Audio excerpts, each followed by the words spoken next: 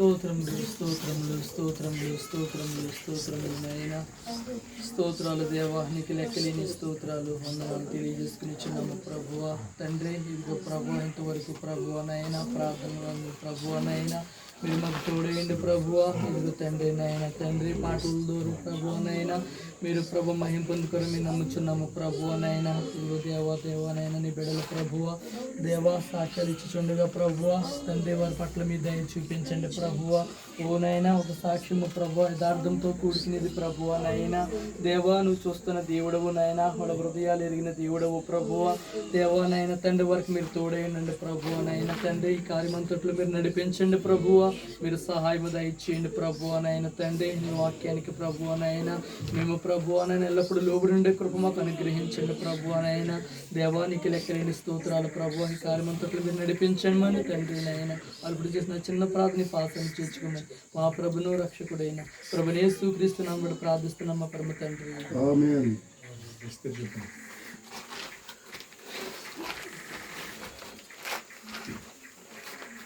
ముందుగా దేవుని నామాన్ని పొందనాలి, దైవజనులు పొందనాలి, కూడి వచ్చిన మీకు అందరికీ పొందనాలి.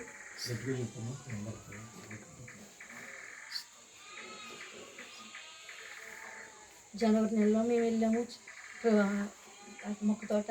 అప్పటి నుంచి నేను ఇంకెక్కడికి వెళ్ళలేదు, నేను ఇక్కడికి ఏ చర్చికి వెళ్ళలేదు అసలు.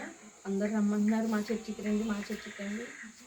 నాకైతే వెళ్ళాలని అనిపించలేదు అసలు. ఇక్కడ ఏ రేపు కూడా రావట్లేదు. వెళ్తే మళ్ళీ వాళ్ళలో కలిసిపోతానా ఏమో అని భయం వేసి నేను వెళ్ళలేదు అసలు. పిల్లలు కూడా వెళ్దాం రామ్మ చర్చికి వెళ్దాం రామ్మ అంటే మళ్ళీ మనం వెళ్ళొద్దు వద్దులే పాస్టర్ గారిని అడిగిన తర్వాత వెళ్దాం మనం అని చెప్పేసి నేను పిల్లల్ని కూడా ఆఫ్ చేసేసాను, వెళ్ళే వాళ్ళని కూడా ఆఫ్ చేసేసాను. ఇంట్లోనే ముగ్గురమే ప్రార్థన చేసుకున్నాం. ప్రభువా మా ఆశను తీర్చు ప్రభువా. షాము అయితే అమ్మ మొక్కతోట వెళ్దామమ్మా, మొక్కతోటి వెళ్ళి అక్కడ చర్చికి వెళ్దామమ్మా అన్నారు. నేను అన్నాను డాడీ కూడా వస్తామని అందరం కలిసి వెళ్దాము, ప్రార్థన చేద్దాం. ఇప్పటి నుంచి మన దేవుడు మన ప్రార్థన వింటాడు, మన ఆశను తీరుతాడు అని చెప్పేసి నేను అన్నాను. పిల్లలతో కూడా ప్రార్థన చేస్తున్నాం ప్రభువా. ఈ చెప్తే అసలు వెళ్ళాలని ఆశపడుతున్నాను కానీ వెళ్ళలేకపోతున్నాం ప్రభువా. ఏం చేయాలి అర్థం కావట్లేదు, మాకు మా ఆశను తీర్చు ప్రభువా. వాక్యము వినాలని ఆశపడుతున్నాను ప్రభువా. చాలా ఆశగా ఉంది, ఆశపడిన ప్రాణాన్ని తృప్తిపరిచే దేవుడు ప్రభువా. నా ఆశను తీర్చు ప్రభువా, నాకు సహాయం చేయ ప్రభువా. నిజంగా నువ్వు మోషన్ పంపించావు ప్రభువా, నా కోసం పంపుతాను నమ్ముతున్నాను ప్రభుని. ప్రతిరోజు నీకు ప్రార్థన చేసుకుంటున్నాము ముగ్గురుని. దేవుడిని అడుగుతున్నాను నేను, దేవుడే కార్యం చేస్తాడు ఏదో రోజు. వాక్యం నేను ఫస్ట్ గంట లైవ్ ఎప్పుడు విన్నా సరే నిజంగా దేవుడు నాతోనే మాట్లాడుతున్న రోజు. నిజంగా నేను ఏదైతే నేను ఆశపడుతున్నానో ఆ దినాన్ని సరిపోయే వాక్యం నాకు అందుతుంది. బుధవారం విన్నప్పుడు కూడా ఆ వాక్యం సరిపోయే వాక్యం నాకు అందుతుంది. ఆదివారం విన్నా నిజంగా నాతో మాట్లాడుతూ అందరూ అంటున్నారు మా చర్చికి వెళ్తాను.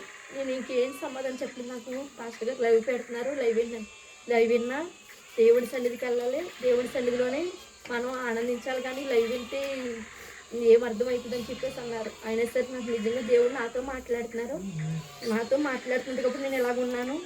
ఈ రోజంతా వెళ్తున్నారు కానీ నేను ఎక్కడికి వెళ్ళలేదు. దేవుడు అయినా సరే నేను ఇలా ఈ స్థితిలో ఉన్నానంటే దేవుని కృప. ఎన్ని ఇబ్బందులు వచ్చినా దేవుడు అలా నిలబెట్టుకుంటున్నాడు, దేవుడే కార్యం చేస్తాడు, దేవుడే తీసుకొస్తాడని చెప్పేసి అన్నాక పాస్టర్ గారికి నేను ఒక రోజున ఫోన్ చేశాను. ఫోన్ చేసిన తర్వాత పాస్టర్ గారు అన్నారు వస్తామమ్మా, ఏదో రోజున వస్తామన్నారు. నిజంగా వస్తాననేసరికి నాకు ఇంకా ఆశ. నిజంగా వస్తుంది ప్రభు, నిజంగా మా ప్రార్థన నిజంగా మా కోసం తీసుకొస్తాను. అసలు నిజంగా నేను ఊహించలేదు అసలు ఇదంతా సడన్గా వస్తారు పాస్టర్ గారు ఇలా వాక్యం వింటామని అసలు ఊహించలేదు మేము. అది నిజంగా మా ఆశను తీర్చేది. మేము ఏదైతే వాక్యం కొరకు ఒకటే తప్పన లైవే నేను ఇంకేమి ఇంకా లైవ్ వాక్యం వింటూ ప్రార్థన చేస్తాను.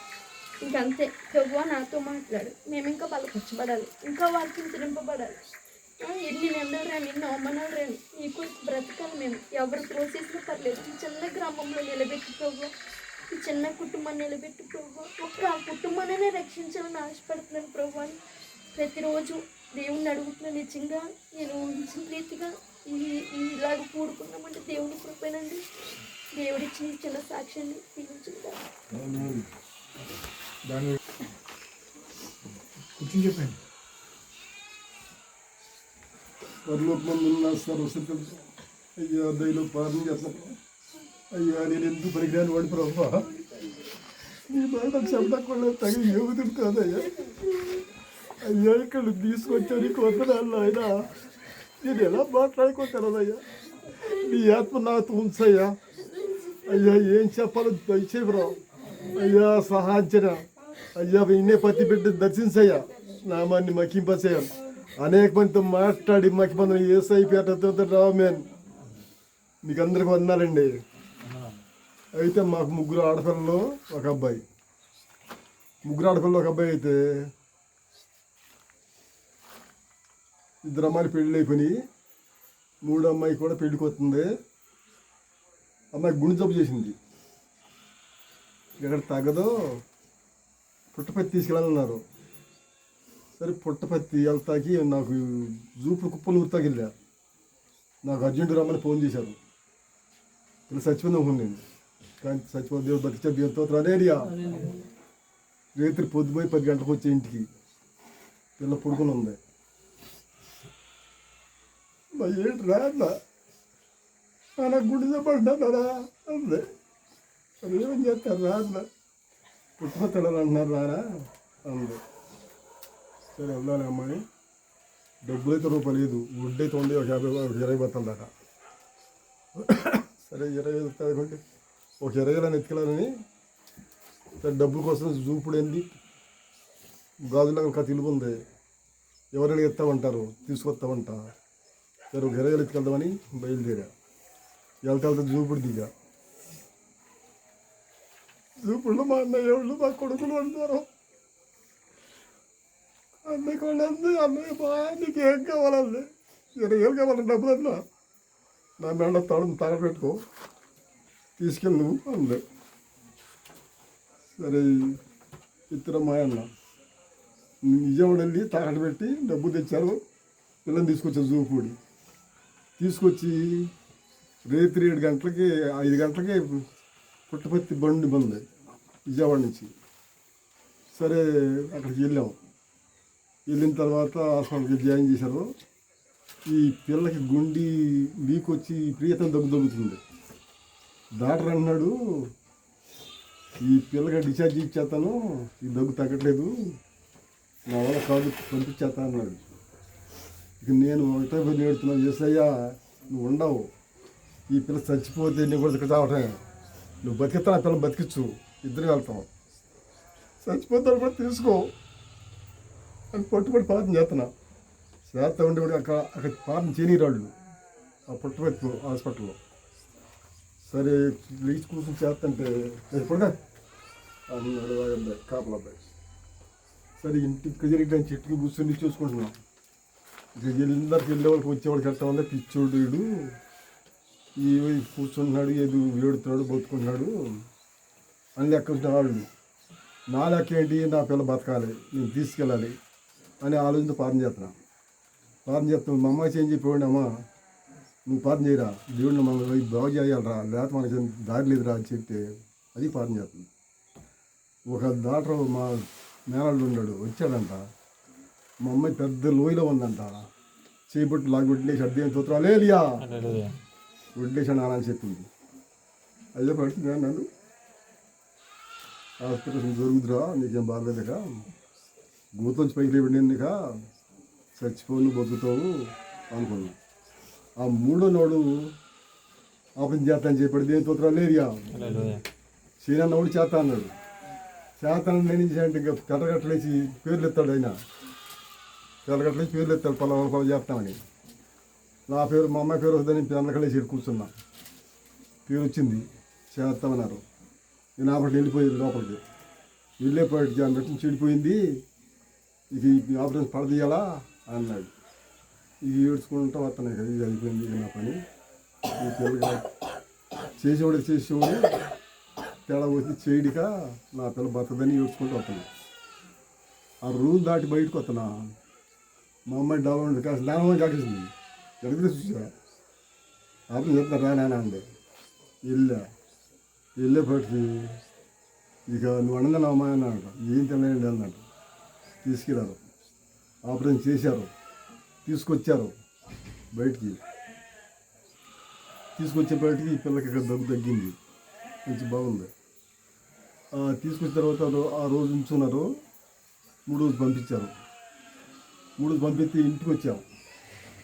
ఇది పుట్టపర్తి నుంచి ఖచ్చితంగా వచ్చేపాటి సంక్రాంతి పండుగ భోగి పండుగ రోజు ఇంటికి వచ్చేపాటికి అక్కడ ఏం చేసేవాళ్ళు అంటే వాళ్ళు గురువారం అన్నం ఉచితంగా పెట్టేవాళ్ళు. అన్నం పెట్టేవాళ్ళు గురువారం రోజు వచ్చేవాళ్ళు. వస్తే అందరూ ఇక ఇంటికి వచ్చేపాటికి గురువారం రోజు మట్టుకు అక్కడ ఉచితం భోజనం పెడతారు.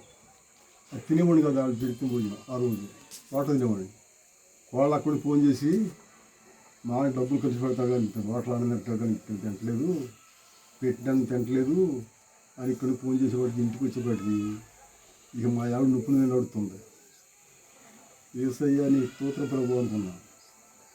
సరే వచ్చేపాటికి గబగబా ఆ పండుగ రోజు కూర అనుకుండా సాంబార్ కాడ వేసి అన్నం పెట్టింది.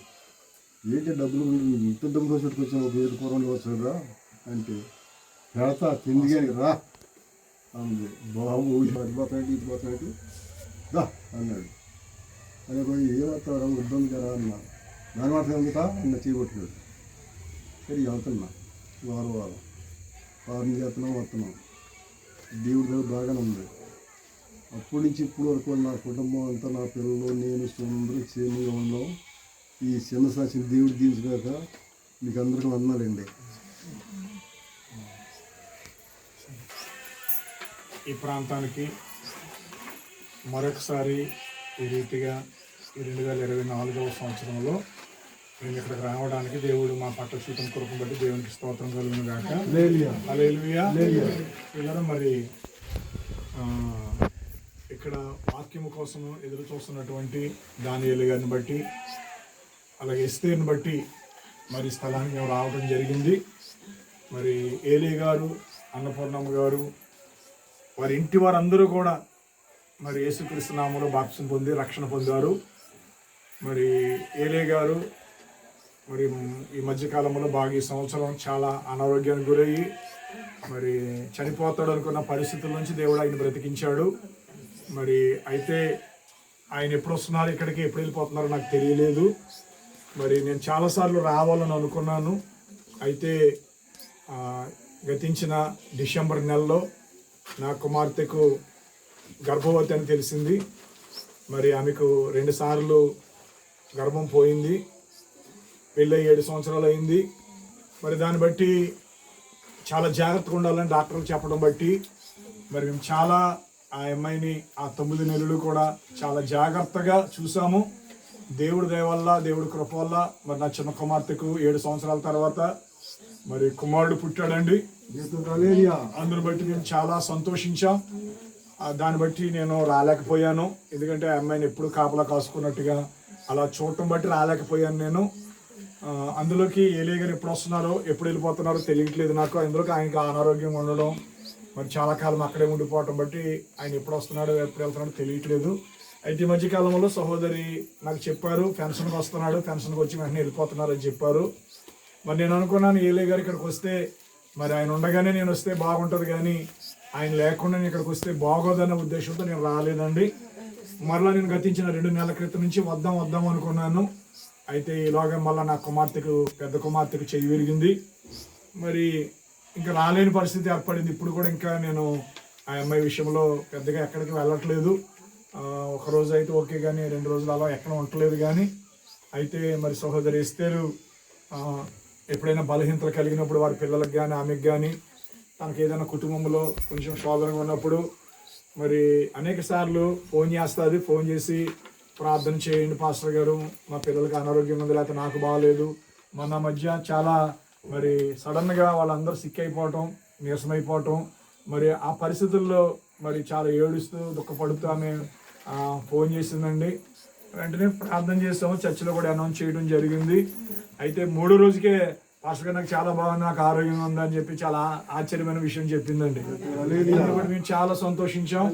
మరి మేము చాలా సంతోషించాం. పిల్లల విషయంలో కూడా చాలా సంతోషించాం. మరి ఆమెతో పాటు బలహీనత గురైనటువంటి మా సహోదర సంఘంలో ఒక సిస్టర్ ఇంకా కోలుకోలేదు. ఆవిడ ఇంకా కాలు వాపు వచ్చేసి ఇంకా నడవలేని స్థితిలో ఉంది సరిగాని. మరి అలాంటి పరిస్థితుల్లో మరి ఎస్తేరు పట్ల దేవుడు ఎన్నో గొప్ప కార్యాలు చేశాడు. మరి ఆమె ఈ మధ్యకాలం నన్ను అడిగింది, పాస్టర్ గారు నాకు సహవాసం లేదు, సంఘం లేదు, నేను ఎక్కడికో దిక్కుకి వెళ్ళాలనిపిస్తుంది నాకు, చాలామంది అడుగుతున్నారు నన్ను రమ్మని. కాబట్టి నేను ఏం చేస్తే బాగుంటుందని నన్ను అడిగింది ఆమె నన్ను. అమ్మ మరి అక్కడ నీకంటూ తోడుగా ఎవరు లేరు, వాక్యం కోసం నిలబడి మరి వాక్యం కొరకు బ్రతకాలనే తపన పడే వాళ్ళు ఎవరు కనబట్టలేదు. మరి దానియేలు గారికి నీకు చూస్తే చాలా దూరం ఉంది, మరి ఆయన ఇక్కడ వృద్ధుడు రాలేడు మీ దగ్గరికి. కాబట్టి ఈ పరిస్థితుల్లో మరి ఈ కాల ప్రవక్త చెప్పిన విషయం ఒక విషయం చెప్పాను ఏంటంటే, నీకు సమీపంలో ఎక్కడ వాక్యానుసారంగా నువ్వు వెళ్ళే విశ్వాసం కలిగిన సంఘం నీకు లేకపోతే మరి ఏదో ఒక సంఘానికి వెళ్ళి మరి ఆ సంఘంలో నువ్వు అక్కడ కొద్దిసేపు వాక్యం వినాలి. ఎందుకంటే ఆదివారం కాబట్టి నువ్వు తప్పనిసరిగా దేవుని మందిరానికి వెళ్ళి కొద్ది వాక్యం విను. అయితే వాళ్ళ క్రియల్లోనూ వాళ్ళ ఆచారాల్లోనూ పాలు పొందొద్దు అని చెప్పాడు ప్రవక్త బ్రహ్మం. కాబట్టి నేను అదే విషయం చెప్పాను ఆమెకి. చెప్పిన తర్వాత సరే పాస్టర్ గారు అంది. అయితే ఈ మధ్యకాలంలో మరి సోదరుడు ఏలీ గారు ఇక్కడికి వచ్చాడు. 4 రోజులు అయింది వచ్చి. మరి ఆయన ఇంకా 4 రోజులు ఉంటాడంట అని చెప్పింది నాకు. అయితే నేను వెంటనే చెప్పాను ఆమెకి, అమ్మా ఏలీ గారు ఉండగా నేను వస్తాను అని చెప్పేసి నేను వెంటనే మరి మాట ఇచ్చాను. ఏలీ గారు అయితే మరి ఆయనకి దేవుడు చేసిన మేలులు బట్టి ఒక మంచి మీటింగ్ పెట్టుకుని అందరికి సాక్ష్యం ఇవ్వాలని ఆశించాడు. మరి అంత టైం లేదు కాబట్టి మరి ప్రభురాత్రి భోజనము మరి ఈ సంవత్సరం అంతా తీసుకోలేదు, జాన్యువరిలో తీసుకుందామే. అక్కడికి వచ్చి 31st నైట్ తీసుకుంది. మరలా ఆమె ప్రభురాత్రి భోజనం తీసుకోలేదు. మరి సంవత్సరం నుంచి ప్రభురాత్రి భోజనం లేదు. ఆ కారణాన్ని బట్టి మరి ఆమె ఆశిస్తూ ఉంది ప్రభురాత్రి భోజనం కోసము. మరి ఆమెను బట్టి మరి దానియేలు గారిని బట్టి మరి మేము ఇక్కడికి రావడం జరిగిందండి. సో నేను చెప్పేది ఒకటి ఏంటంటే, బైబిల్లో అనేక విషయాలు ఉన్నాయి. అనేక విషయాలు ఏముందంటే, ఈ బోధన కాక వేరొక బోధన ఎవరైనా తీసుకొస్తే వారికి శుభమని చెప్పొద్దు, వారిని ఇంట చేర్చుకొనవద్దు అని 2 మాటలు ఉన్నాయండి. వారిని శుభమని చెప్పొద్దు, వారి ఇంట చేర్చుకోవద్దు అని కూడా 2 మాటలు ఉన్నాయి. ఒకసారి మన దేవుని వాక్యంలో మనం చూసినట్లయితే యోహాను రాసినటువంటి పత్రిక యోహాను రాసినటువంటి పత్రిక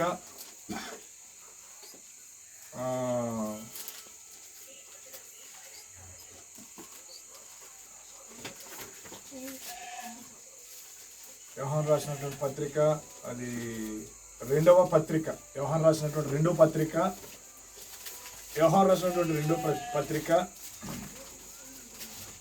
7వ వచనం నుంచి దేవుని వాక్యాన్ని చదువుకుందాం. నేను అనేక విషయాలు వాక్యాలు సిద్ధపరచుకున్నాను, కానీ ఈ రాత్రి సమయం చాలా ఎక్కువ అవుతుంది కాబట్టి కొద్ది మాటలు నేను దేవుని వాక్యంలో చెప్తాను.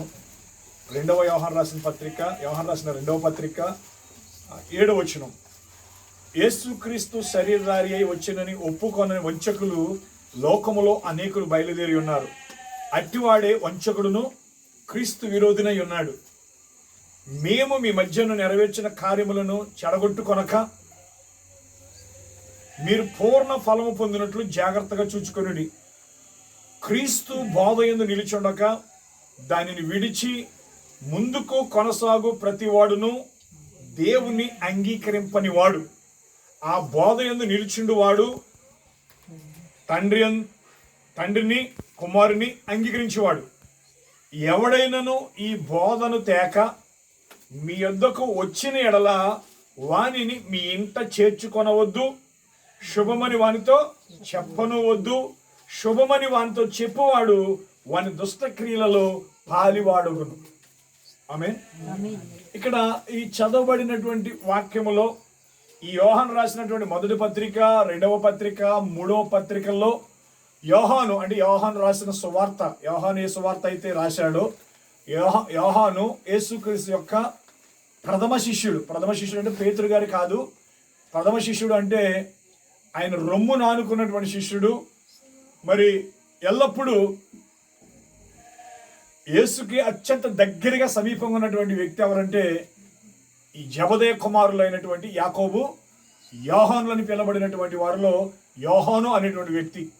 అయితే యోహాను గురించి చేసి అన్నాడు, నేనొచ్చు వరకు అతడు నాకు ఇష్టమైతే నీకేంటని పేతురుతో అన్నాడు. ప్రభు వీడి సంగతి ఏంటి అని అడిగాడు. నేనొచ్చు వరకు అతడు నాకు ఇష్టమైతే నీకేంటని ప్రభు అన్నప్పుడు యోహానికి చనిపోవడం అనుకున్నారంటండి. దేవుడు వచ్చేవారు యేసుక్రీస్తు మళ్ళీ తిరిగి వచ్చే వరకు చనిపోవడం అనుకున్నారంట. కానీ నిజంగానే యేసుక్రీస్తు మళ్ళీ తిరిగి వచ్చే వరకు ఆయన చనిపోలేదు. అంటే దాని అర్థం ఏంటంటే, యేసుక్రీస్తు పరిశుద్ధాత్మగా పెంతెకొస్తు దినాన వచ్చాడు. ఆయన పరిశుద్ధాత్మగా మన మధ్యకి వచ్చాడు ఆయన. అయితే ప్రకటన గ్రంథం రాయడానికి శిష్యులందరూ హతసాక్షులు అయిపోయిన తర్వాత 12 మంది శిష్యులలో 11 మంది హతసాక్షులు అయిపోయిన తర్వాత చివరిగా మరణించినటువంటి అపోస్తుడు ఎవరంటే ఈ యోహాను. హల్లెలూయా. ఈ యోహాను చివరికి శిష్యుడు, చివరిగా చనిపోయినటువంటి వ్యక్తి. ఇతన్ని ఒకసారి తారు డబ్బాలో ముంచారు, ఒకసారి వేగుచున్న నూనెలో ఆయన్ని పడవేశారు. అయినప్పటికీ అతడికి అది ఏ హాని కూడా చేయలేదు. ఇతడు మనిషి కాదు, ఇతడు ఒక శక్తి, ఇతడు ఒక భూతం అని చెప్పేసి యోహాను తీసుకుని వెళ్ళి మహాభయంకరమైన నేరస్తులు రోమా ప్రభుత్వములో అత్యంత క్రూరులైనటువంటి నేరస్తులను, మరి ఆ జంతువులకి, ఆ పాములకి, ఆ భయంకరమైనటువంటి అడవి అలాగా ఒక ద్వీపములో వారిని వేసేసేవారు అంటారు. అలాంటి ద్వీపము అదే పద్మాస్ ద్వీపం అని రాయబడింది. ఇప్పుడు ఆ పద్మాస్ ద్వీపములో యోహానుని తీసుకెళ్ళి అక్కడ పడవేసినప్పుడు మరి యోహాను చనిపోయాడని అందరూ అనుకున్నారు. కానీ మరి యోహాను అక్కడ దేవుని యొక్క దర్శనాలు చూశాడు. యేసుక్రీస్తు యొక్క సంపూర్ణమైన వాక్య ప్రత్యక్షత చూశాడు. చూడటమే కాదు కానీ మరి 7 సంఘ కాలాలలో దేవుడు ఏదైతే రాబోయే 2000 సంవత్సరాల్లో మరి ఆయా కాలాలకి దేవుడు ఏదైతే వాక్యం విభజించాడో ఆ వాక్యం యొక్క బయలుపాటుని యోహానుకి చూపించి ఆ యోహాను చేత ప్రకటన గ్రంథంలో మొదటి 2 అధ్యాయాలు మరియు 3 అధ్యాయాలు అతడు రాశాడండి. మొదటి అధ్యాయము యేసుక్రీస్తు యొక్క సంపూర్ణ వాక్య ప్రత్యక్షత, దైవత్వం యొక్క ప్రత్యక్షత. మొదటి అధ్యాయం అంతా కూడా యేసుక్రీస్తుకి దేవుడు అనుగ్రహించిన ప్రత్యక్షత. 2వ అధ్యాయము 3వ అధ్యాయములో మరి 7 సంఘ కాలాలు రాయించాడు.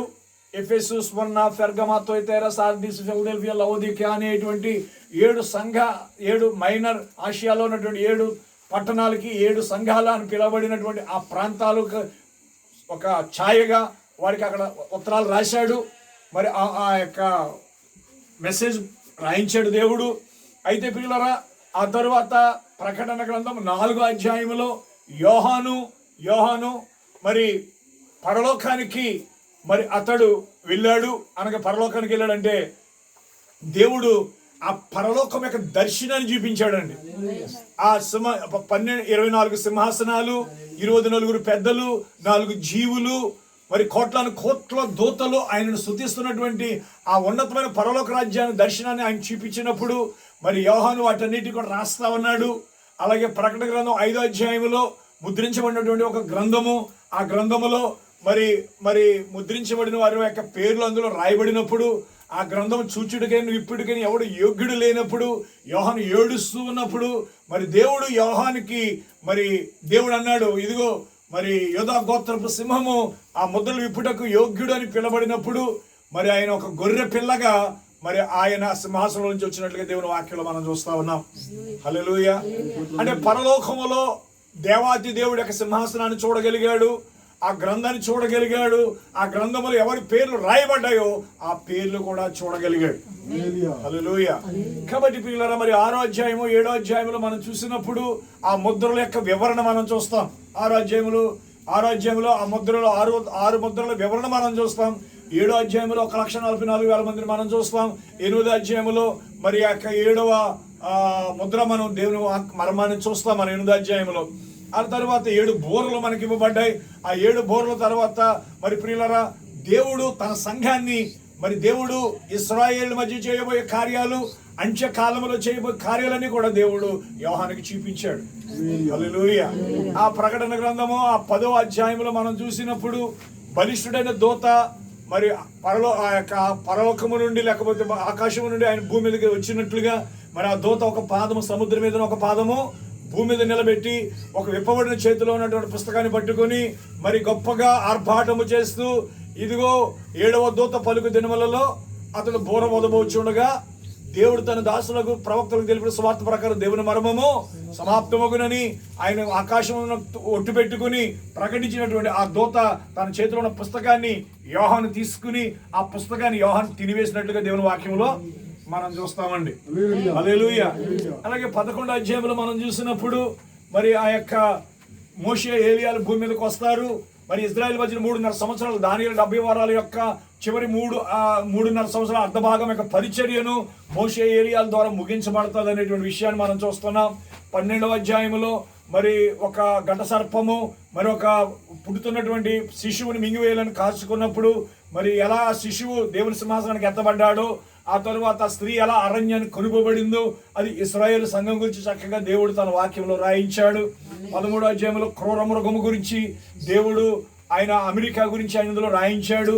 14వ అధ్యాయంలో 15వ అధ్యాయంలో మనం చూసినప్పుడు మరి దేవుడు మరలా తిరిగి ఒక నిత్య సువార్త ప్రకటించేటువంటి 3 దూతలను పంపినట్టుగా దేవుని వాక్యంలో మనము చూస్తూ ఉన్నాం. అలాగే 16, 17 అధ్యాయంలో మనం చూసినప్పుడు మహాబబులోను అనబడినటువంటి మహావేశ్య గురించి మనం చూస్తున్నాం 17 అధ్యాయంలో. 18వ అధ్యాయంలో చూసినప్పుడు 18వ అధ్యాయంలో ఆ బబులను మహాబబులను కూలిపోయినటువంటి వాక్యం మనం చూస్తా ఉన్నాం. మరి 19వ అధ్యాయంలో మరల క్రీస్తు మరి పెండ్లి కుమార్తె నూతన యెరూషలేముగా అలంకరించబడి పెళ్లి కుమార్తెగా ఆయన మరల తిరిగి భూమి మీదకి తన వధువుని తీసుకురావడం మన దేవుని వాక్యంలో మనం చూస్తా ఉన్నాం. 20వ అధ్యాయంలో సాతానుడు 1000 సంవత్సరాలు బంధించబడటం మన దేవుని వాక్యంలో మనం చూస్తున్నాం. ఆ 1000 సంవత్సరాలు బంధించబడినప్పుడు భూమి మీద 1000 ఏళ్ల పరిపాలన జరుగుతాది అనేటువంటి దేవుని యొక్క వాక్యాన్ని మనం చూస్తా ఉన్నాం. ఆ 1000 ఏళ్ల పరిపాలన అనంతరం ధవల సింహాసనం యొక్క తీర్పు జరుగుతుందని దేవుని వాక్యంలో రాయబడ్డది. ఆ తర్వాత 21వ అధ్యాయంలో క్రొత్త ఆకాశము క్రొత్త భూమి అనగా పూర్తిగా మనం తిరిగి మరలా ఆ మూల ఏదేను అనగా ఆ మూల నిత్యత్వపు గడియలోకి మనం వెళ్ళబోతున్నామని దేవుని వాక్యం చెప్తా ఉంది. 22వ అధ్యాయంలో మళ్ళీ తిరిగి దేవుడు తన సంఘాన్ని హెచ్చరిస్తున్నాడు. ఇందులో ఒక మాట కలపడం కానీ ఒక మాట తీసివేయడం కానీ ఇందులో చేస్తే వాడికి జీవ గ్రంథంలో వాడికి పాలు లేకుండా చేస్తానని దేవుడు హెచ్చరించాడు. అలాగే ఆత్మయు పెండ్లి కుమార్తె తన వరిని రమ్మంటున్నారు, వినుచున్న నీవును రమ్ము అని పిలమని అనగా మరణాత అని అన్నాడు. హల్లెలూయా. అంటే ఈ ప్రకటన గ్రంథము ఎవరి చేత రాయించాడు? ఆయన యోహాను చేత రాయించాడు. హల్లెలూయా. ఈ ప్రకటన గ్రంథం యోహాను గ్రంథకర్త అయినటువంటి యోహాను మరి ఈ ప్రకటన గ్రంథకర్త అయిన యోహాను యొక్క 3 పత్రికలు రాశాడండి.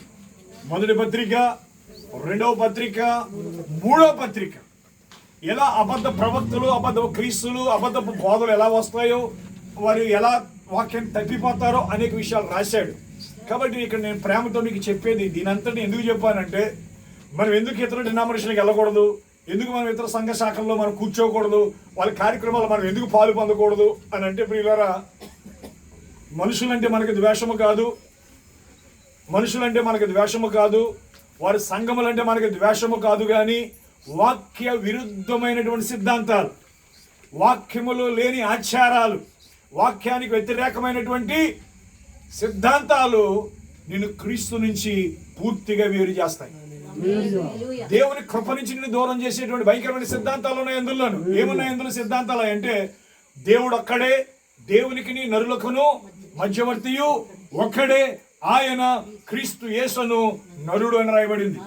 హల్లెలూయా.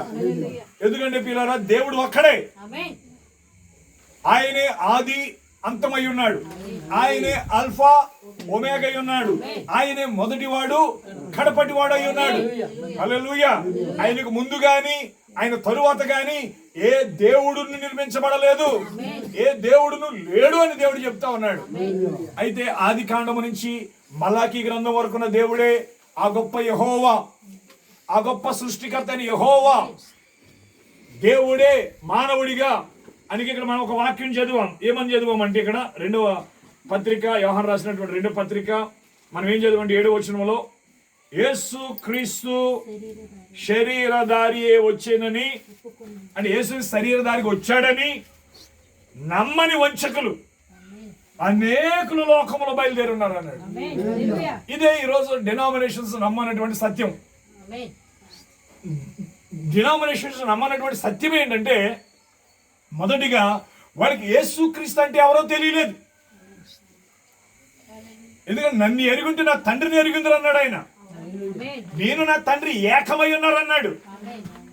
ఎవడును తండ్రిని చూడలేదు, ఎవరును అన్నాడు దేవుణ్ణి చూడలేదు, తండ్రి రొమ్మును ఆనుకున్న అద్వితీయ కుమారుడే ఆయన బయలువచ్చాడు అన్నాడు. హల్లెలూయా. యేసుక్రీస్తుని ఎరుగుటే నిత్య జీవం అన్నాడు. హల్లెలూయా. కుమారుని యందు విశ్వాసం ఉంచేవాడు తండ్రి యందును విశ్వాసం ఉంచుతున్నాడు అన్నాడు. హల్లెలూయా. అంటే ఇన్ని వాక్యాలు బైబిల్ గ్రంథంలో రాయబడినప్పుడు, ఇన్ని సత్యాలు రాయబడినప్పుడు యేసు క్రీస్తు శరీరధారి వచ్చానని ఒప్పుకొనని వంచకులు అనేకులు లోకములు బయలుదేరి ఉన్నారన్నాడు. వంచకులు అంటే ఎంత బాధ అనిపిస్తుంది మీరు? వీడు వంచకుడు, ఇది వంచకురాలు అంటే నమ్మించి మోసం చేయడం కదా. వంచకుడు అంటే ఎవరండి? నమ్మించి మోసం చేసే వాళ్ళని ఏమంటారంటే వంచకులు అంటారండి. నమ్మిన వాళ్ళని మోసం చేయడం, వాళ్ళని అన్యాయం చేయడం, వాళ్ళని నరకానికి నడిపించడం, అబద్ధాలు చెప్పడం వంచినది. కాబట్టి ఇక్కడ నేను ప్రేమతో చెప్తున్నాను. ఎందుకు నేను కళ్ళు మూసుకుని మీకు చెప్తున్నానంటే ఏకాగ్రత కోసం చెప్తున్నాను. మిమ్మల్ని చూస్తే ఏకాగ్రత ఉండదా అంటే ఉంటుంది. ఎందుకు నేను కళ్ళు మూసుకుని చెప్తానంటే నేను ఎవరినో కాపీ కొట్టట్లేదండి. ఆ దరిద్రపు అలవాటు నాకు లేదు. ఎందుకంటే నేను ఎవరినో కాపీ కొట్టి ఎవరిలాగా ప్రసంగం చేయడం అవన్నీ నాకు ఇష్టం ఉండదు. నాకంటూ దేవుడు ఒక స్వరం ఇచ్చాడు, నాకంటూ ఒక విధానం ఇచ్చాడు.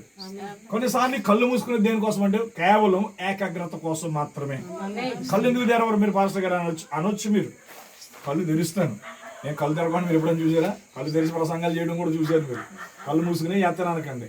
ఎందుకంటే నా కాన్సెప్ట్ లేకపోతే నేను చెప్పే విధానము అది డైవర్ట్ కాకూడదు. ఎందుకంటే కొంతమంది పిల్లలు అల్లరి చేస్తూ ఉంటారు, కొంతమంది మాట్లాడుకుంటూ ఉంటారు, కొంతమంది ఎవరెవరితో గోక్కుంటూ ఉంటారు, ఏదో చెప్పుకుంటుంటారు, అది ఇది అంటారు. అప్పుడు మనకేమవుతుందంటే మన ఏకాగ్రత దెబ్బతింటుంది. వాళ్ళతో మాట్లాడేటప్పుడు ఏమవుతుందంటే నేను చెప్పేది మర్చిపోతాను. నేను చెప్పేది మర్చిపోయి ఏం చెప్పానా అని మళ్ళీ అడుగుతాను నేను. సో నన్ను ఎవరు అపార్థం చేసుకోరు, కళ్ళు మూసుకునే ప్రసంగం చేస్తున్నాడు ఏంటని అనుకోండి. యేసు క్రీస్తు శరీరధారి అయి వచ్చానని ఒప్పుకొనని వంచకులు అనేక లోకములో బయలుదేరి ఉన్నారు. అట్టివాడి వంచకుడును క్రీస్తు విరోధి అంటున్నాడు. అసలు యేసుక్రీస్తు ఎవరు? యేసుక్రీస్తు ఎవరు అది మనకు తెలియాలి. యేసుక్రీస్తు బైబిల్ చెప్తుంది. ఇప్పుడు క్రిస్మస్ టైం కాబట్టి గాబ్రియేలు దూత ముందుగా ఎలిజబెత్ దగ్గరికి వెళ్ళి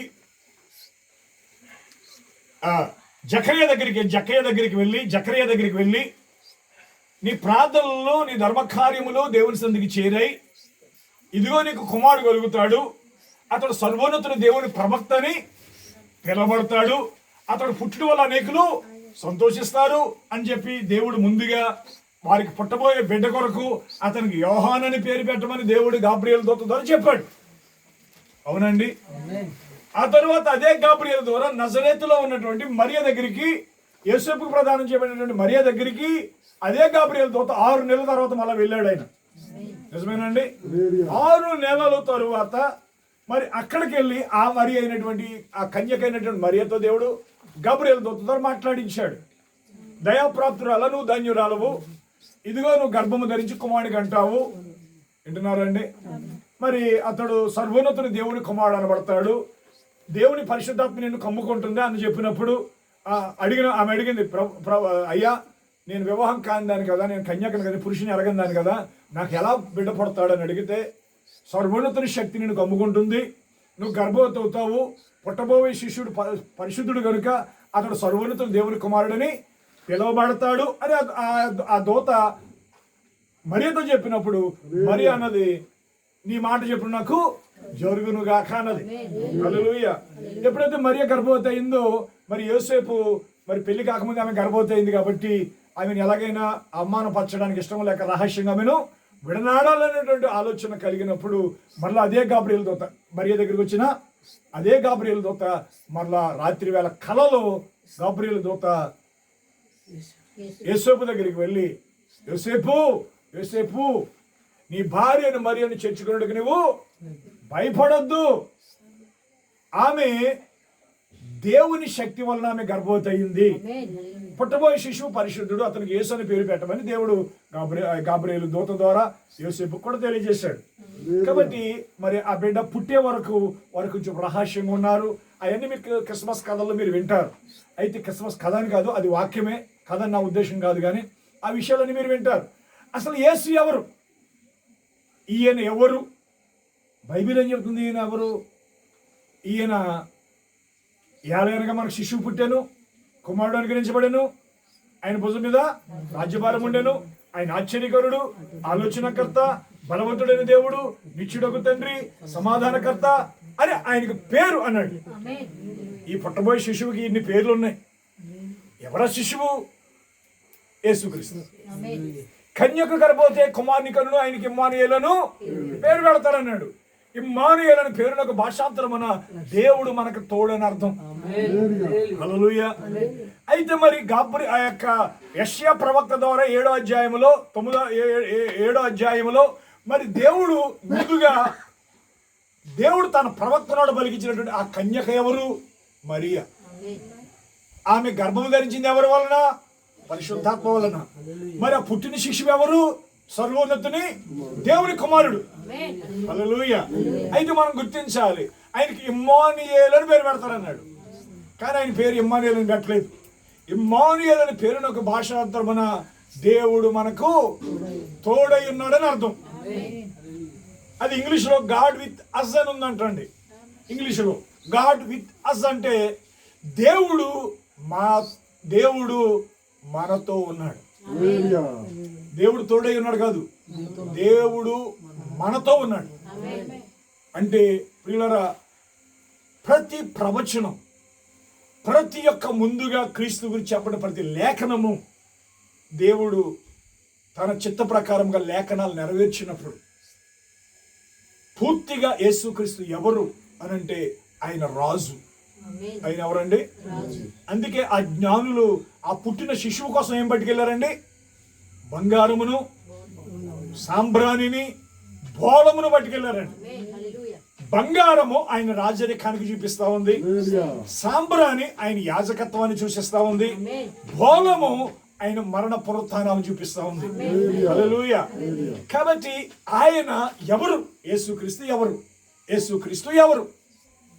ఈయన సర్వాధికారి అయిన దేవుడై ఉండి నిరంతరము స్తోత్రార్హుడై ఉన్నాడు. యేసుక్రీస్తు ఎవరండి?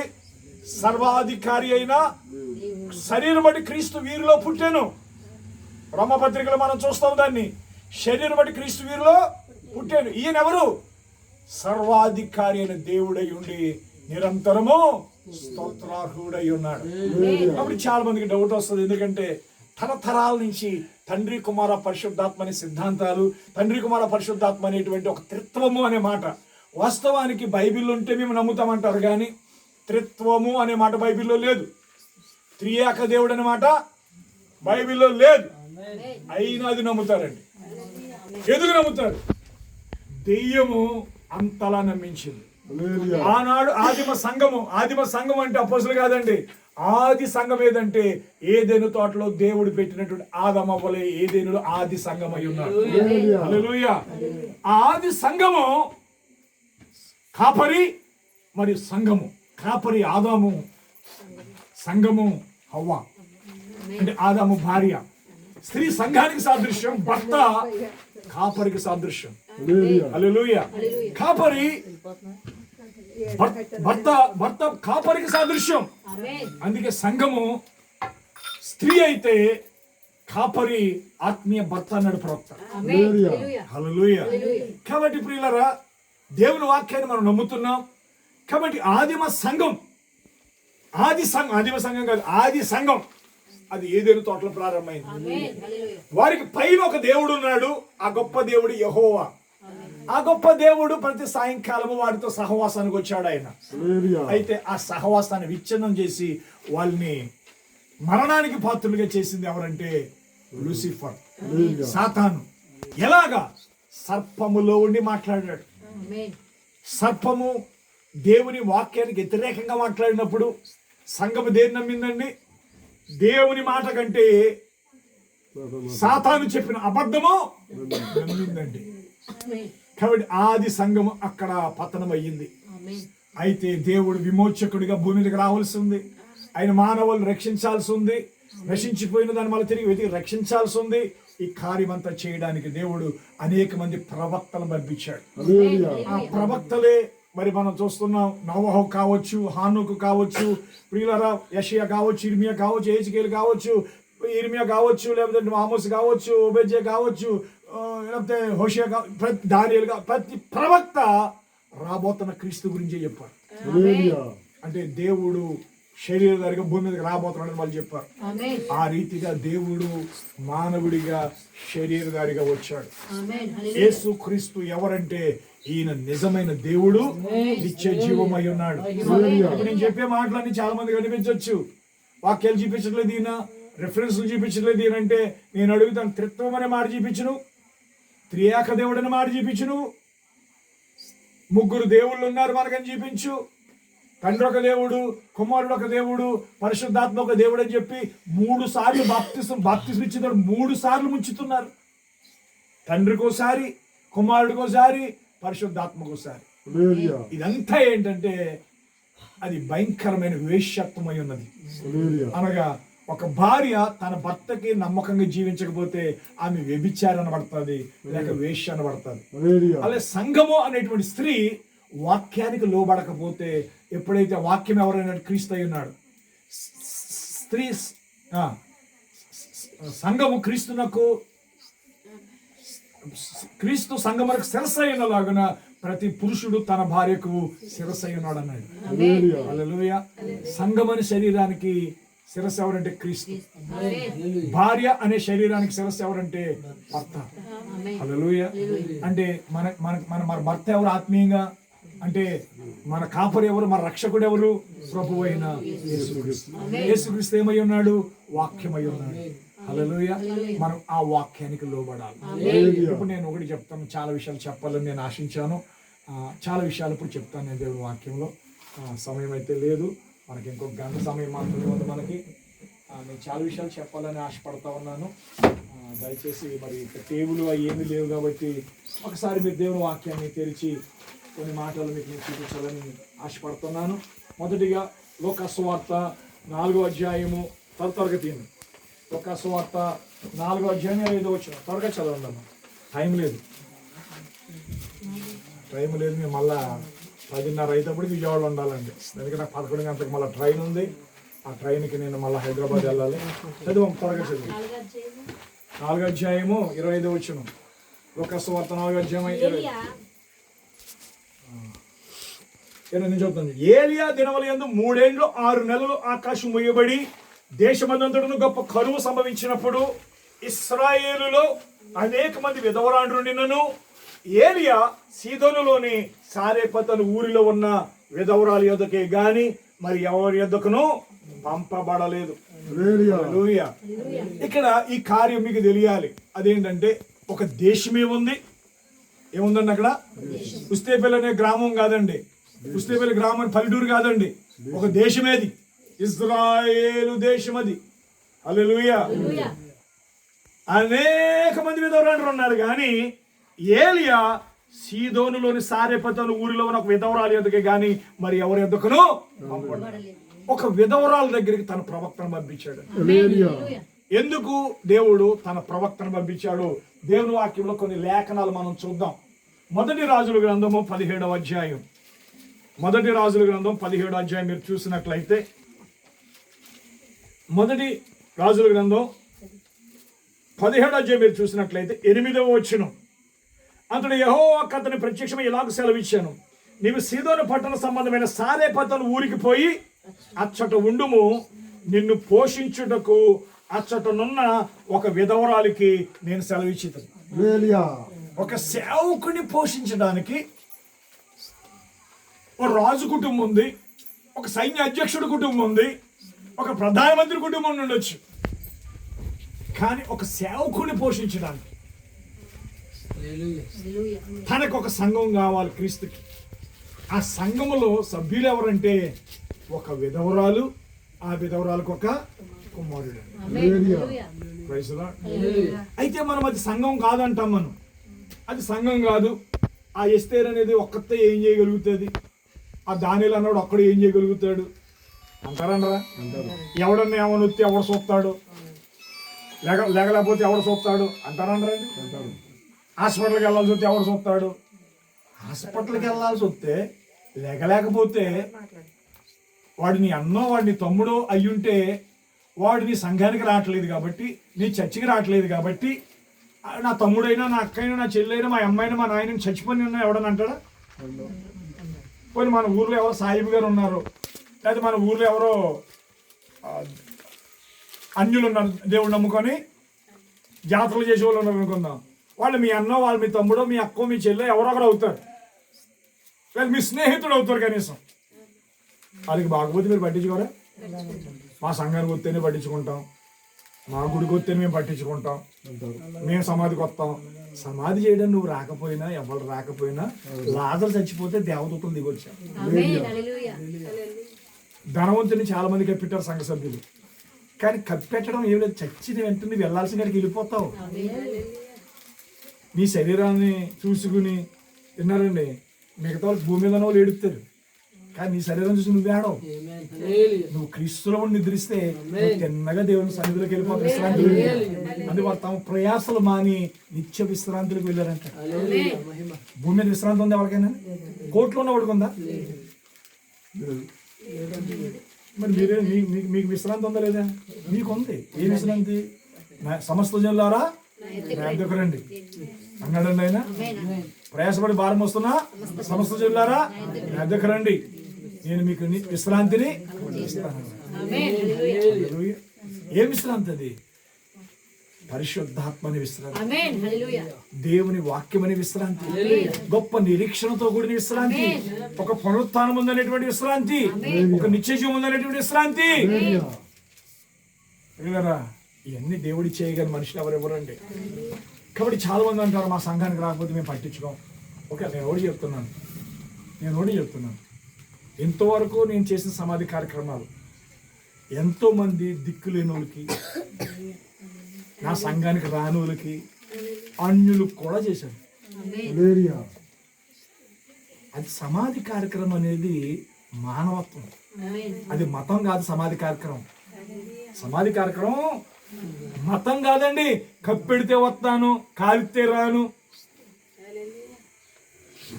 ఎదురున్నారా అండి? కాలితే రాను అంటే కాల్చి కాడికి వెళ్ళొద్దు. కానీ కుటుంబాన్ని పలకరించడానికి ఏమొచ్చింది? ఏమన్నా 4 డబ్బులు సాయం చేయడానికి ఏమొచ్చింది?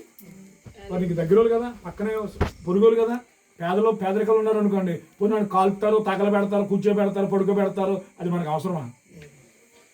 మనకి ఏదైనా ఉంటే చేతనైతే సహాయము చెయ్యి. ఎవరికైనా పెట్టికి డబ్బులు లేకపోతే సాయం చెయ్యి. ఎవరికైనా పాడికి కట్టెలు లేవంటే సాయం చెయ్యి. సావుకాడు కూడా మతమే, సావుకాడు కూడా కులమే, సావుకాడు కూడా సంఘమే. 10 మంది ఎవడో చచ్చిపోతారు, రారాళ్ళు. కనీసం మనుషులు కదా, ఒక గ్రామంలో పుట్టాం కదా, ఒక గ్రామంలో పెరిగాం కదా. అవునండి, కొన్నిసార్లు వెళ్ళగలే పరిస్థితి ఉంటుంది, వెళ్ళలేని పరిస్థితి ఉంటుంది. కానీ ఖచ్చితంగా నువ్వే వెళ్ళాల్సిన పరిస్థితి వస్తే ఖచ్చితంగా వెళ్ళాలి. దానికి నీ సంఘమా నా సంఘమా, నీ కులమా నా కులమా, నీ మతమా నా మతమా, అవి అక్కర్లేదండి దానికి. అవును కదండి, సాయం చేయడానికి ఏముందండి? కానీ ఇప్పుడు ఏమంటారు క్రైస్తవులు, లేకపోతే ఎవడు చూస్తాడు, చూసి వాళ్ళు చూస్తారండి, చూడకపోతే సత్తమండి. అయితే నేను అంటున్నాను, అలా మనుషుల మీద ద్వేషంతో సంఘాలు మానేయటం కాదండి, మనుషుల మీద ద్వేషంతో సంఘాలని దూషించడం కాదండి, మనుషుల మీద ద్వేషంతో ఆ చర్చలు విమర్శించడం కాదండి. అలా కాదండి, నీకు కలిగిన విశ్వాసాన్ని చూపించు, నువ్వు కలిగిన వాక్యాన్ని వాళ్ళు ప్రదర్శించబడి, నీ వెలుగును వాళ్ళ మీద ప్రకాశింపనివ్వండి. అంతేగాని మీ సంఘం పరలోకం వెళ్దాం, మీ సంఘంలో నరకానికి వెళ్ళిపోతారు, అది మనం ఎవడం చెప్పడానికి? ఆ సంఘంలో నరకానికి వెళ్ళిపోతావు, ఒకటే మనం చెప్పాలి, పాపములో ఉంటే నరకానికి వెళ్ళిపోతావు, రక్షణ లేకపోతే నరకానికి వెళ్ళిపోతావు, మారు మనసు లేకపోతే నరకానికి వెళ్ళిపోతావు అని చెప్పాలి. కానీ మా సంఘానికి రావట్లేదు కదా నువ్వు నరకానికి వెళ్ళిపోతావు, మా సంస్థలో నువ్వు లేవు కాబట్టి నువ్వు నాశనం అయిపోతావు. నీ సంస్థ, నీ సంఘము, నీ సేవకుడు, నీ సంఘం ఏమీ చేయదండి. నేను దేవుడిని నమ్ముకుని, వాక్యానుసారంగా నేను జీవిస్తున్నా, నా మనసు నాకు సమర్థిస్తే, ఆ వాక్యం కొరకు నేను జీవిస్తే నా మనస్సాక్షి నాకు చెప్తాడు. ఎందుకంటే ఇలా సిద్ధాంతాలు మనిషిని శత్రువులుగా మారుస్తున్నాయి. ప్రేమ లేదండి, చెప్పే విధానం కూడా బాగోలేదు, ఏదో గర్వం, ఏదో అతిశయంగా మాట్లాడతారు. అలా మాట్లాడకండి అమ్మ, మీరు కూడా ఎవరు అలా మాట్లాడకండి. ఏమండే రేపన్నాడు మనకి ఏదైనా కాలు చేయి బాగోపోతే వచ్చేదాళ్ళే, మన అన్నదమ్ములే, మన అక్క చెల్లెలు, మన ఇరు పొరుగులే వస్తారు. దూరంలో ఉన్న సహోదరుడి కంటే నీ పొరుగు వాడికి వాసి అన్నాడు దేవుని వాక్యంలో. ఎవడో వస్తాడని ఎవడ కోసమో చూడకూడదు. రొక్కరాజు గారు వస్తారు, రొక్కరాజు గారు సమాధి చేస్తారంటే రొక్కరాజు కాబట్టి ఇంకా ఎవడో వచ్చేస్తాడు సమాధి. సమాధే కదా. ఆ పాస్టర్ గారే మా సమాధి చెయ్యాలి, 4 రోజులైనా మేము స్కూల్కి పోయినా మేము అలాగే చూస్తాం. ఏమంటే చచ్చిపోయిన శరీరాన్ని ఎక్కడ కప్పెడితే ఏంటి, ఎవడ కప్పెడితే ఏంటండి? ఆ ధైర్యం లేదండి. ఏమండి, నేను ఎంతోమంది డినామినేషన్ సమాధులకి వెళ్ళానండి. నాకు ఇష్టం కూడా. ఏంటి ఇష్టం అంటే వాళ్ళకి ఎవరు లేరు, విన్నారండి. పాస్టర్ గారు చేస్తారు చేయరు, పాస్టర్ గారు చేస్తారు చేయరు అని చాలామంది నాకు చెప్పరు. ఎందుకంటే వాళ్ళు అలా తయారైపోయారు. నన్ను పిలిస్తే నేను ఎవరి సమాధికైనా వెళ్తాను. అది ఏ కులము ఏ మతము అది మనకు అక్కర్లేదండి. ఒకవేళ మనం కాల్చికాడికి మనం వెళ్ళకపోవచ్చు, అంతేనండి. అంటే చిన్ననాటి నుంచి క్రైస్తవులం కాబట్టి కొంచెం క్రైస్తవ విధానాలు తెలుసు. కాల్చికాడికి మనం వెళ్ళక కొంచెం కొన్ని 1000 రూపాయలు ఇస్తాం. అది పేదరికంలో ఉన్నారు, కాల్చుకోవడానికి గల కట్లకి డబ్బులు లేవు. అయితే వాళ్ళు భోజనాలు పెట్టుకోవడానికి డబ్బులు లేవు. 500 1000 రూపాయలు 2000 ఇస్తే తప్పేమో ఏమండి దానియాలు గారు? తప్పేమో లేదు. అటువంటి ప్రేమ లేదండి. ప్రతిదానికో లెక్క. నేనంటాను సావు కాడ మాత్రం లెక్క లేకూడదు. పుట్టినరోజులకి అయ్యి రానని చెప్పు, కొన్ని పెళ్ళిళ్ళకైనా రానని చెప్పు. నీకు మనసు ఉంచుకుంటే నీకు బాధ అయితే పెళ్ళి మానే, సావులు మానే, క్షమించండి, ఫంక్షన్ మానే. కానీ చావు మాత్రం అది నీ అవసరం ఉందంటే ఖచ్చితంగా నువ్వు వెళ్ళాలి. అవసరం లేకపోయినా వెళ్ళు. మన ఇంటి పక్కన కూడా మంది చచ్చిపోతుంటారు. కొన్నిసార్లు వాళ్ళ ఇంటికి వెళ్ళే పరిస్థితి ఉండదు. కానీ కొన్నిసార్లు వెళ్తాం, పలకరించడం అదేదో ఫార్మాలిటీ కాదు, కానీ ఏదో టైం చూసుకుని వెళ్ళి పలకరిస్తాం. హల్లెలూయా. నేను ప్రేమతో చెప్తున్నాను ప్రియులారా. నేను అనేది ఏంటంటే ఒక్క విధవరాల దగ్గరికి, ఒక విధవరాల దగ్గరికి ఆయన పంపించాడు అంటే దాని అర్థం ఏంటి తెలుసు ప్రియులారా? అక్కడ చిన్న సంఘం ఉందండి. అంటే నేను వర్తమానం విడమర్చి ఇప్పుడు నేను చెప్పలేను, కానీ నేను ఒక మాట చెప్తున్నాను. నిన్ను పోషించుడు అచ్చడున్న ఒక విధవరాలకి నేను సెలవిచ్చితను అంటున్నాడు అండి. హల్లెలూయా. ఒక విధవరాలు, దేశమంతా పేదరికము, నీరు లేదు, ఆహారం లేదు, పంట లేదు, పశువులకి మేత కూడా లేనప్పుడు ఒక విధవరాలింటికి వెళ్ళమని చెప్తున్నాడు ఆయన. ఎంతమంది ఉన్నారు అక్కడ? అందుకు అతడు లేచి సారేపెత్తుకు పోయి పట్టణపు గవిని ఎదుగు రాగా ఒక విధవరాలు అతడు కట్టెలేరు చుట్టూ చూచి ఆమెను పిలిచి, త్రాగుడికై పాత్రతో కొంచెం నీళ్లు నాకు తీసుకురమ్మని వేడుకున్నాను. ఆమె నీళ్లు తేబోచుండగా అతడు ఆమెను మరలా పిలిచి, నేను ఒక రొట్టె ముక్కను నీ చేతిలో తీసుకురమ్మని చెప్పాను. అందుకు ఆమె, నీ దేవుడిని యెహోవా జీవంతోడు, తొట్టిలో పట్టెడు పిండియు బుడ్డిలో కొంచెం నూనె దోనవే గాని అప్పం ఒకటైనను లేదు. మేము చావక ముందు నేను ఇంటికి పోయి వాటి నాకును నా బిడ్డకును సిద్ధము చేసుకోవాలని కొన్ని పుల్లలు ఏరుటిగా వచ్చి నేను. అప్పుడు ఏలియా ఆమెతో ఇట్లా, నేను భయపడొద్దు, నీవు పోయి నువ్వు చెప్పినట్లు చేయము. అయితే అందులో నాకు ఒక చిన్న అప్పము మొదట చేసిన ఎద్దుకు తీసుకురమ్మంటున్నాడు. హల్లెలూయా. తరువాత నీకును నీ బిడ్డకును అప్పములు చేసుకొనుము. భూమి మీద యెహోవా వర్షము కురిపించే వరకు ఆ తొట్టిలో ఉన్న పిండి తక్కువ కాదు, బుడ్డెలో నూనె అయిపోదని ఇశ్రాయేలు దేవుడిని యెహోవా సెలవిచ్చి ఉన్నాడు నేను. హల్లెలూయా. చెప్పలు కూడా దేని నామాన్ని మహిమపడదాం. హల్లెలూయా. ఎందుకంటే అటువంటి సమయంలో ఇది తిని చచ్చిపోదాం అనుకున్నటువంటి ఒక నిర్ణయానికి వచ్చిన తల్లి కుమారుడు జీవితంలో ప్రవక్త సేవకుడి యొక్క మాటను నమ్మినటువంటి ఆ స్త్రీని ఎంత గణపరచాలి, ఎంత గణపరచాలని. ఆ మాట నమ్మిందంటే,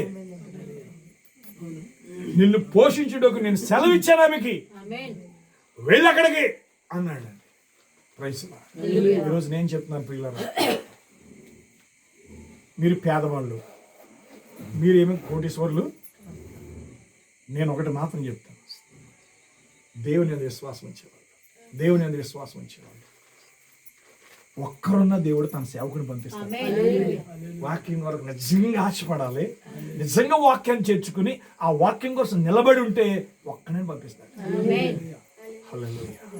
ఎందుకంటే పిల్లరా, నేను ఈరోజు ఇక్కడికి వచ్చింది నిజంగా ఆత్మ ప్రేరణతో వచ్చాను. ఎందుకు ప్రేరణతో వచ్చానంటే నేను గుండాపల్లి వస్తే గుండాయిపల్లి వేటపాలెము కొత్తపట్నం ఒంగోలు అనే ప్రాంతంలో 10 మంది 20 మంది తిరిగామండి.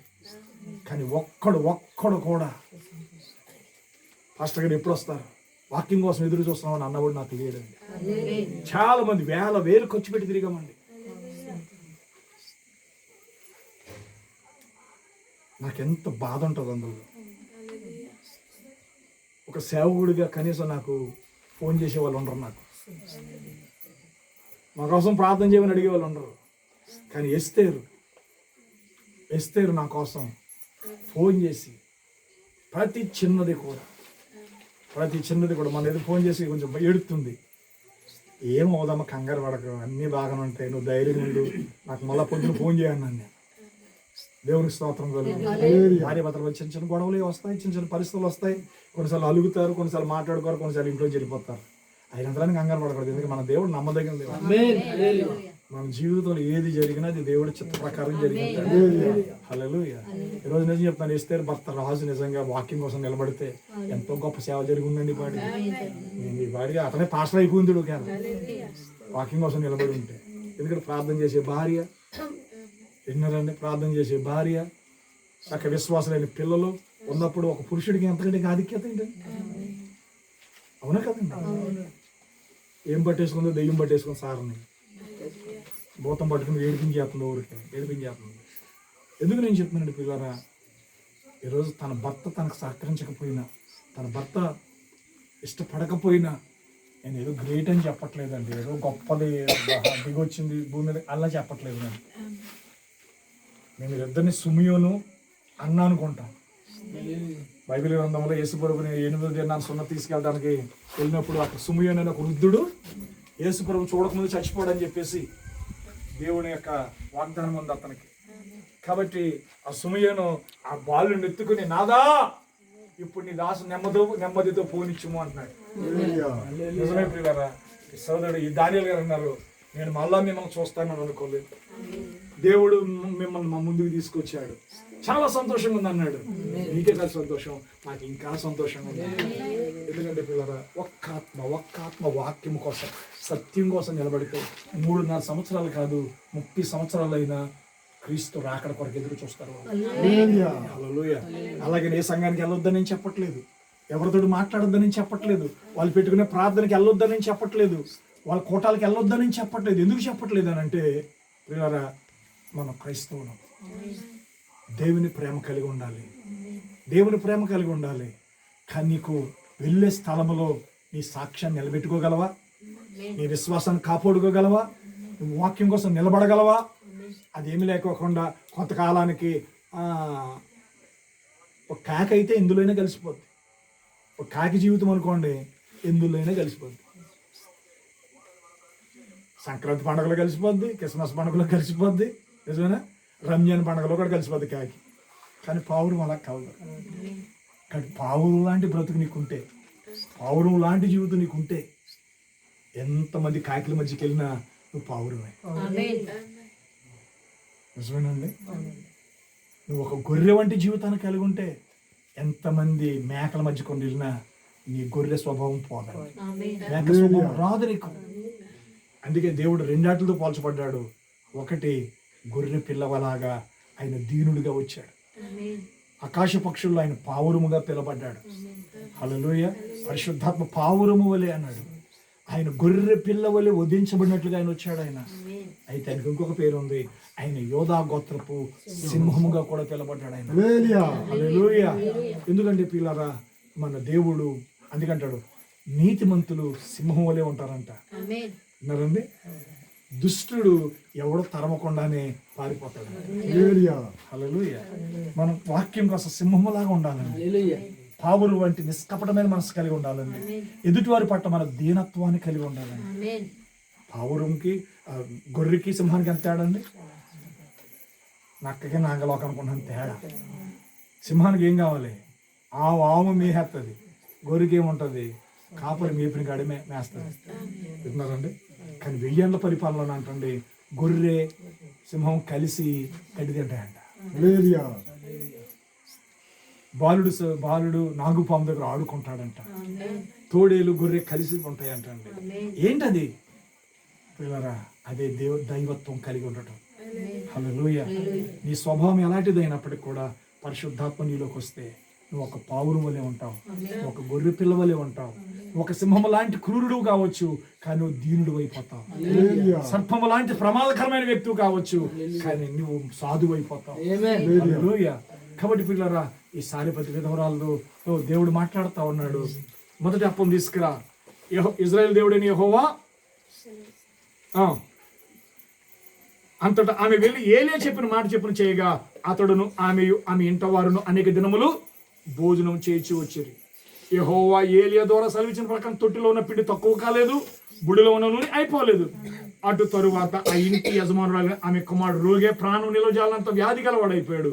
ఆమె ఏలియాతో అంటూ, దైవజనుడా, నా యొద్దకు నువ్వు రానిమిత్తమేమి? నా పాపమును నాకు జ్ఞాపకం చేసి నా కుమారుని చంపుడుగా నా యొద్దకు వచ్చితో అని మనవి చేయగా అతడు నీ బిడ్డను నా చేతికి ఇమ్మని చెప్పి ఆమె కౌగిటిలో నుండి వాడిని తీసుకుని తానున్న పై అంతస్తు గదిలోకి పోయి తన మంచం మీద వాని పరుండబెట్టి, యెహోవా నా దేవా, నన్ను చేర్చుకొని నా ఈ విధవరాలు కుమారుని చంపునంతగా ఆమె మీద కీడు రాజేసితో అని యెహోవాకు మొరపెట్టి ఆ చిన్నవాడి మీద ముమ్మారు తాను పారచాచుకొని, యెహోవా నా దేవా నా మొర ఆలకించి ఈ చిన్నవానికి ప్రాణం మరలా రానిమ్మని యెహోవాకు ప్రార్థింపగా యెహోవా ఏలీ చేసిన ప్రార్థన ఆలకించి ఆ చిన్నవానికి ప్రాణం మరలా రానిచ్చినప్పుడు వాడు బ్రతికేను. హల్లెలూయా. హల్లెలూయా. చేసిన ఉపకారానికి క్రీస్తును చేర్చుకున్నందుకు ఆయన వాక్యాన్ని నమ్మినందుకు ప్రియులారా, సేవకుడు పట్ల నువ్వు చూపినటువంటి మర్యాదను బట్టి దేవుడు తప్పక నీకు ఉపకారం చేస్తాడు. తప్పక నీ జీవితంలో గొప్ప మేలు చేస్తాడండి. హల్లెలూయా. హల్లెలూయా. ఏలియా చిన్నవాడిని తీసుకుని గదిలో నుండి దిగి ఇంట ప్రవేశించి వాడిని తల్లికి అప్పగించి, ఇదిగో నీ కుమారుడు వాడు బ్రతుకుచున్నాడని చెప్పగా ఆ స్త్రీ ఏలుతా అంటుంది, నువ్వు దైవజనుడవే ఉన్నావనియు నువ్వు పలుకుచున్న యెహోవా మాట నిజమనియు ఇందుచేత నేను ఎరుగుదునని. దేవునికి మహిమ కలుగును. హల్లెలూయా.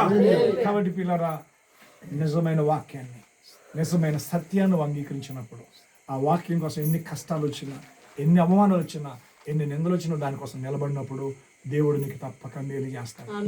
హల్లెలూయా. మరొక విధవరాల గురించి నేను చూపించాలని నేను ఆశపడతా ఉన్నాను. 2వ రాజుల గ్రంథం 4వ వచనం, 4వ అధ్యాయం. 2వ రాజుల గ్రంథం 4వ అధ్యాయం. అంతటా ప్రవక్తల శిష్యుడు ఒకని భార్య, నీ దాసుడు అయిన నా పెనిమిటి చనిపోయాను, అతడు యెహోవా యందు భయభక్తులు గలవాడి ఉండని నీకు తెలిసే ఉన్నది. ఇప్పుడు అప్పులు వారు నా 2 కుమారులు తనకు దాసులుగా ఉండేటికి వారిని పట్టుకుని పోగొట్టుకు వచ్చి ఉన్నాడని ఎలీషా కుమారులు పెట్టగా, ఎలీషా అంటున్నాడు, నా వాళ్ళు నీకేం కావాలి? నీ ఇంట్లో ఏమున్నదో అది నాకు తెలియజెప్పమన్నాను. అందుకని నీ దాసుడు నా ఇంటిలో నూనె కొండ ఒకటి ఉన్నది, అది తప్ప మరేమీ లేదని. దేవునికి మహిమ కలుగును.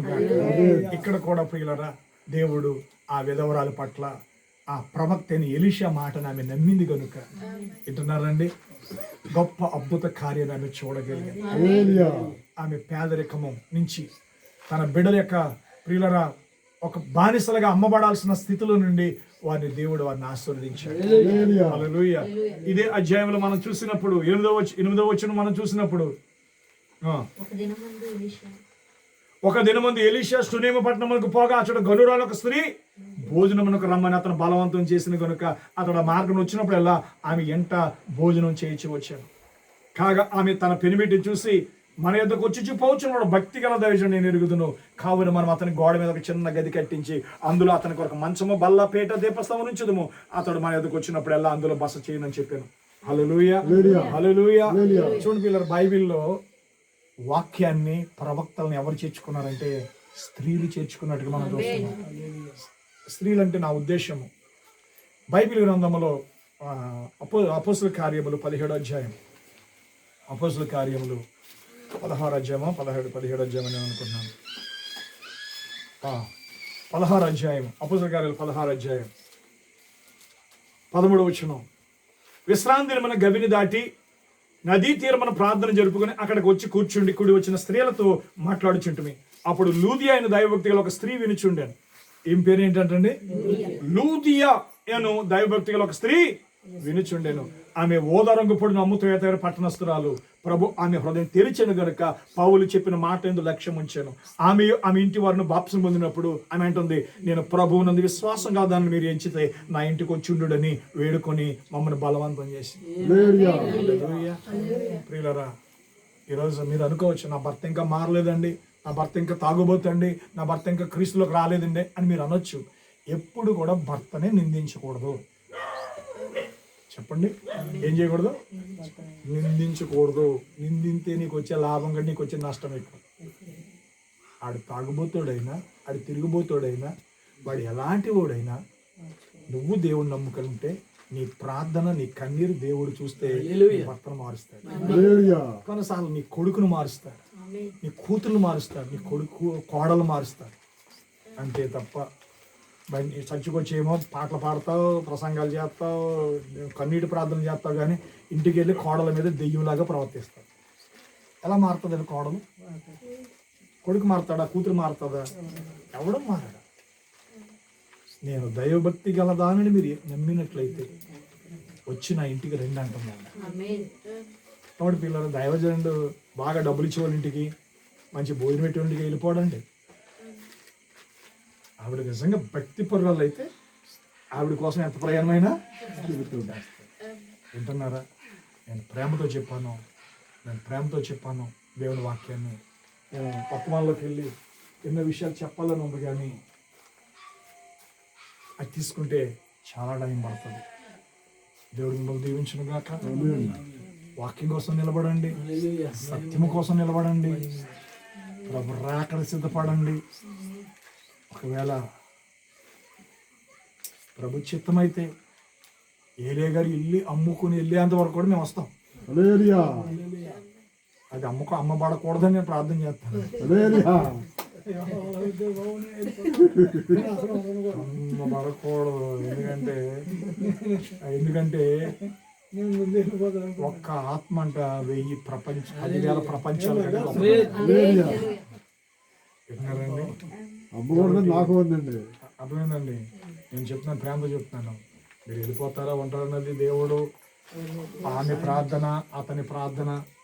ఈ ప్రాంతంలో ఎవరినొస్తుని లేపితే సరిపోద్ది. పొద్దున వచ్చాడు కదా శేషారావు, కేశవ వచ్చాడు కదా.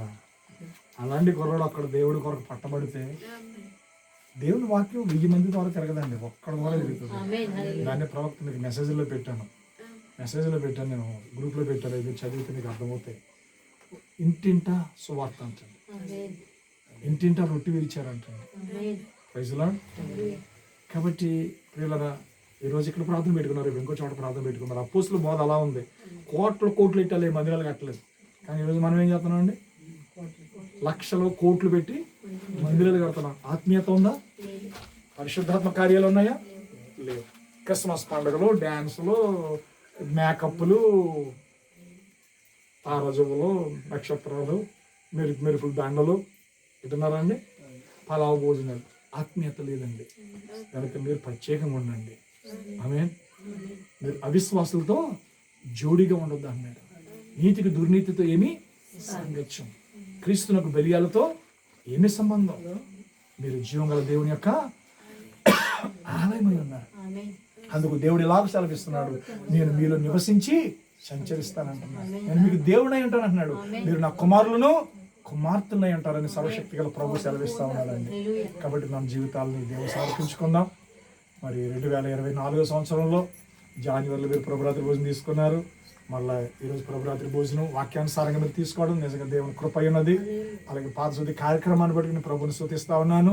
మరి ముఖ్యంగా మరి ఏలీ గారిని బట్టి, తన భార్యను బట్టి, అలాగే కుమార్తె మరి మేరీని బట్టి కూడా నేను సంతోషిస్తా ఉన్నాను. మరి వాస్తవానికి ఈ పాటికి ఎంతో సేవ జరగాలి. సోదరుడు జకరియా మనకి లేకపోవటం బట్టి మరి సోదరుడిని దేవుడు తీసేసుకున్నాడు. కాబట్టి మరి ప్రియులారా, సేవ దేవుడు ఎవరినొకరిని పంపించాలి, ఇక్కడికి సువార్థికుని పంపించాలి, సేవ జరగాలని మీరు ప్రార్థన చేయండి. ఎందుకంటే నేను అదే అడిగాను వచ్చినాను, సీమోన్ గారు కనీసం మిమ్మల్ని కూర్చోబెట్టి ప్రార్థన పెట్టి ప్రభురాత్రి భోజనాన్ని ఇవ్వచ్చు కదా అని అడిగాను. ఇక్కడ సీమోన్ గారికి వ్యతిరేకంగా సేవ చేయడానికి అయితే నేను రాలేదు, ఎవరికి వ్యతిరేకంగా నేను రాను. ఈ వాక్యం సత్యమని నమ్మి ఈ వాక్యం కొరకు జీవించే వాళ్ళు ఎవడైనా ఉంటే మేము వాళ్ళకి సహాయపడతామే కానీ సంఘాలు మాత్రం చేయవచ్చు. ఎవడైనా వస్తే వాక్యం కోసం రావాలంతే. అంతేగాని వాళ్ళ మీద విషం పోసేసి వాళ్ళ గురించి చెడుగా చెప్పేసి వాళ్ళ గురించి ఏదో తప్పుడు మాటలు చెప్పేసి ఇక్కడ రప్పించిన వాడికి తప్పుడు మాటలు వినే వస్తాడు కాబట్టి ఆయనకి తప్పుడు మైండ్ పోదండి. ఎవరు నిజమైన మారు మనసు పొందాలి, నిజమైన పశ్చాత్తాపం పొందాలి, బ్రతికితే క్రీస్తు కొరకు బ్రతకాలి, పరలోకం వెళ్ళాలని ఆశపడే వాళ్ళు ఎవరైనా సరే వాక్యం కోసం ఆకలిగా ఉంటారు. దేవుడు దీవించును గాక. చిన్న ప్రార్థన చేసుకుందాం. పరిశుద్ధుడు అయిన తండ్రి, సర్వశక్తిమంతుడు అయిన తండ్రి, జీవాధిపతి అయిన తండ్రి, నీకు వందనాలు. ఈ రాత్రి మాతో ఉన్నందుకు నీకు వందనాలు. ఇదే నా కుటుంబం యొక్క ఈ రీతిగా నేను ప్రార్థించడానికి, నేను స్తుతించడానికి ఇచ్చిన భాగ్యాన్ని బట్టి నీకు వందనాలు. మరి ఇదిగో మరి చుట్టుపక్కల నుంచి వచ్చినటువంటి మరి సహోదరి సిస్టర్స్ని బట్టి మీకు వందనాలు ప్రభువా. అది ముఖ్యంగా దానియేలు గారిని బట్టి, మరి నాయన సహోదరి ఎస్తేర్ని బట్టి, వారి కుటుంబాలను బట్టి, అలాగే ఏలే గారిని వారి కుటుంబాలను బట్టి, అలాగే సిస్టర్స్ కుటుంబాలను బట్టి మీకు వందనాలు. ఈ రాత్రి ఈ ప్రభురాత్రి భోజనంలో పాల్పొందుతున్న ప్రతి బిడ్డను దీవించండి. మళ్ళీ మీరు ఆకడ ఆలస్యమైతే నూతన సంవత్సరం మళ్ళీ తీసుకుని ఇక్కడ మీరు మాకు దయచేయండి. ఎక్కడ ఉంటాను ఎక్కడ రాక్షసు మీరు పరిశుద్ధపరచండి. ఇది నీ శరీరంగా నీ రక్తంగా మీరు తీసుకొచ్చడం మమ్మల్ని యోగ్యపరిచి పవిత్రపరచమని జరుగుతున్న పాదశుద్ధి కార్యక్రమం కూడా మీరు మాకు తోడుగా ఉండండి. మీరే మహిమ గంట ప్రభావాలు పొందమని యేసుక్రీస్తు నామములో ప్రార్థిస్తున్నాను. ఆమేన్. ఆమేన్.